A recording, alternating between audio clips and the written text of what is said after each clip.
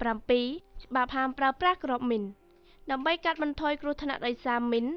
រដ្ឋាភិបាលនៃព្រះរាជាណាចក្រកម្ពុជាបានអនុម័តច្បាប់ដែលប្រើប្រាស់គ្រាប់មីនគ្រប់ប្រភេទទោសបញ្ញត្តិក្នុងច្បាប់ហាមប្រើប្រាស់គ្រាប់មីនមានដូចជា 1. ជនណាកាន់កាប់ថែរក្សាទុកចេតនានៅគ្រាប់មីន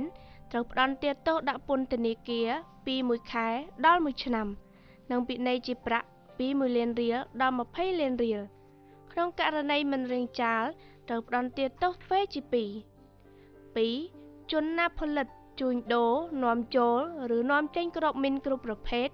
ត្រូវផ្តន្ទាទោសដាក់ពន្ធនាគារពី5 ឆ្នាំដល់10 ឆ្នាំនិងពិន័យជាប្រាក់ពី10 លានរៀលដល់20 លានរៀល